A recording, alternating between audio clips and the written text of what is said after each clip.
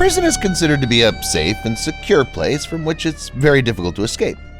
But many people do manage to do it, and some have done it several times. From the British man who made 5 escapes to the daredevil who escaped from prison by helicopter. This is Infinity, and in this episode I'll show you people that no prison can hold. Let's go. Moondyne Joe. Let's start with the man who could be called the leader of escapes. No prison could really hold him. Moondyne Joe was a British outlaw and also the most famous bushranger, the name given to criminals hiding out in undeveloped Australian territories. In 1848, he was sentenced to 10 years for stealing groceries and was sent to Western Australia to serve his sentence. A few years later, Joe was released on parole, but then was arrested again, this time for stealing a horse. While Joe was serving his time, there was a wave of escapes through the prison, but Joe showed good behavior and after a while was released.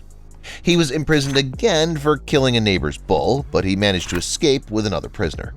A month later, they caught him again, but Moondyne escaped again.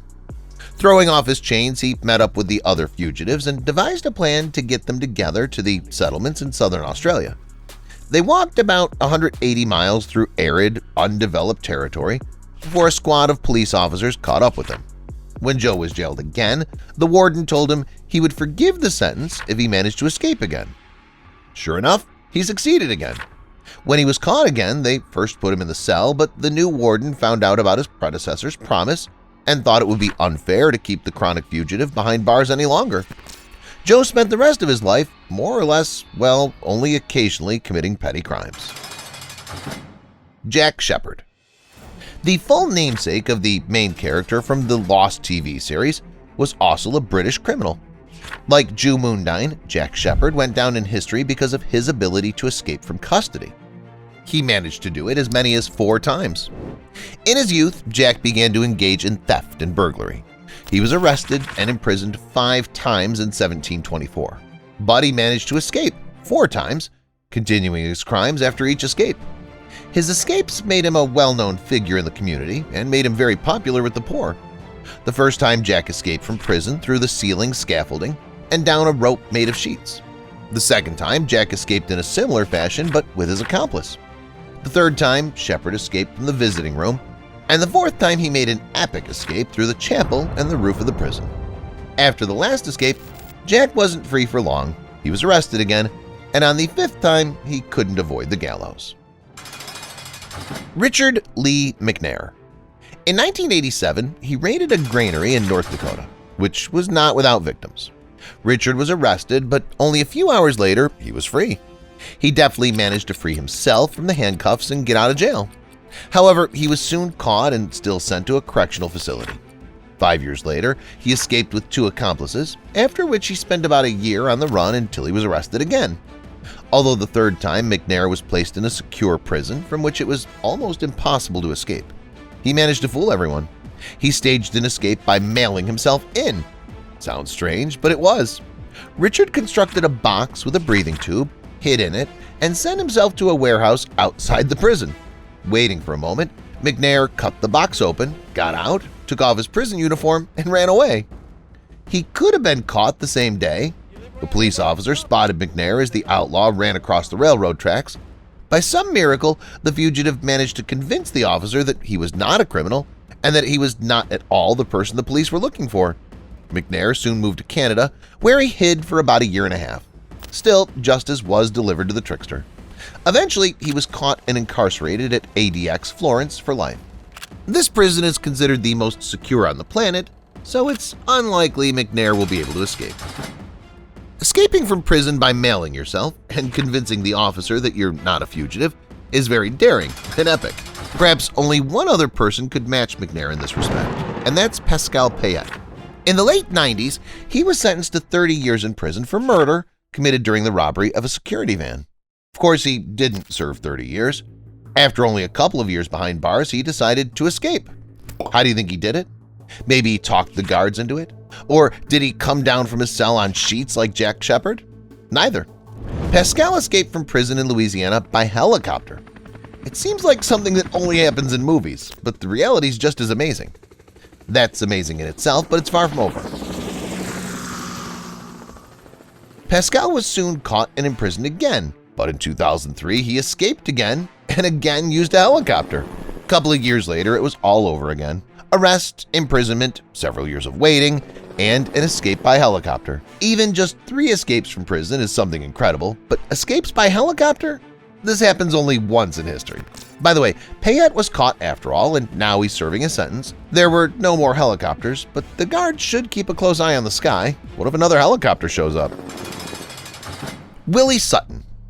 Because that's where the money is, was Willie Sutton's answer to journalists when asked why he robbed banks. Willie went down in history as the American Robin Hood. He was different from other robbers. He never took a loaded gun on a job for fear of hurting someone, and he never killed a human in his life.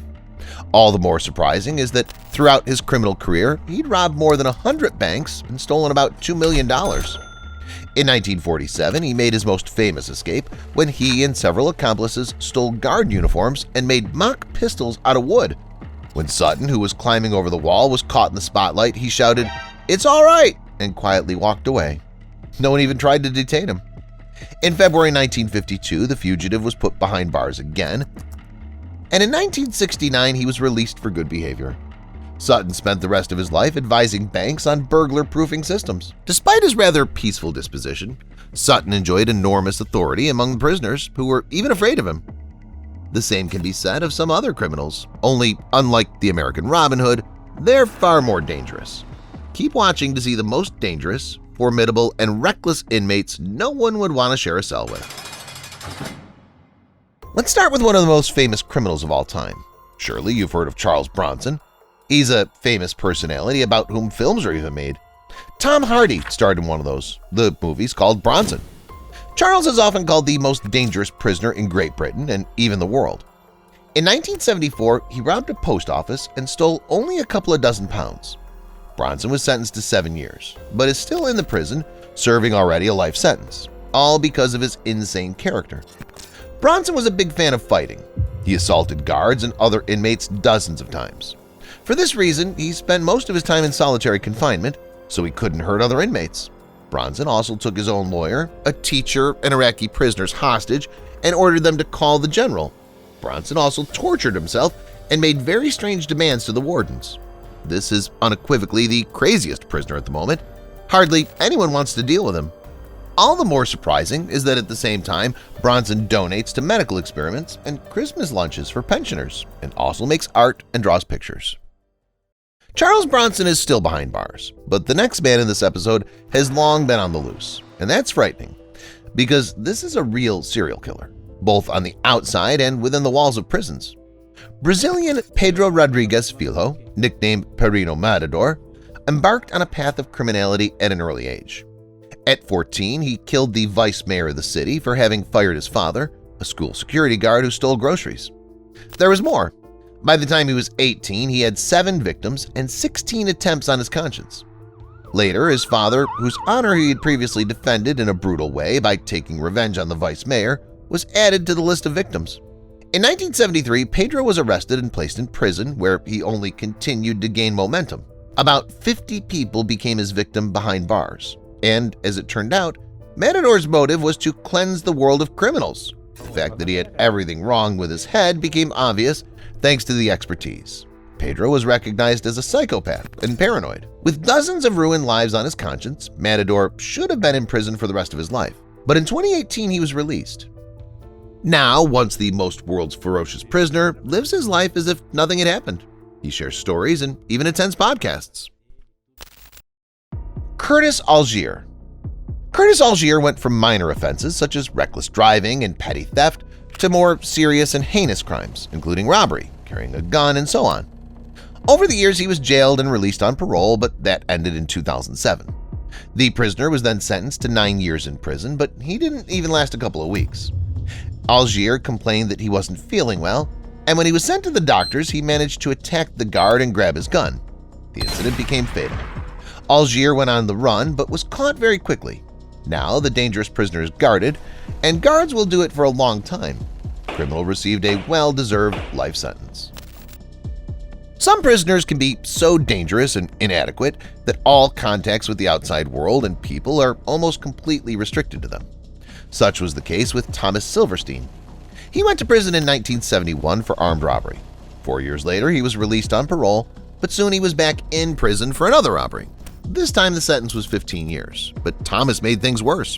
While in prison, he killed a guard as well as 2 cellmates. The court deemed Thomas incorrigible, changed his sentence to life in prison, and transferred him to solitary confinement at ADX Florence, the same maximum security prisoner where Richard Lee McNair, the master escapee, now serves his sentence. For 36 years, Silverstein lived in total solitude. He spent 23 hours a day in his cell, leaving each day for an hour's walk in another cell. By some miracle, he didn't go insane, and in 2019, the criminal was gone. That's all, guys. Who do you think is the most dangerous criminal of all time? Share your thoughts in the comments. Thanks for watching, and see you later.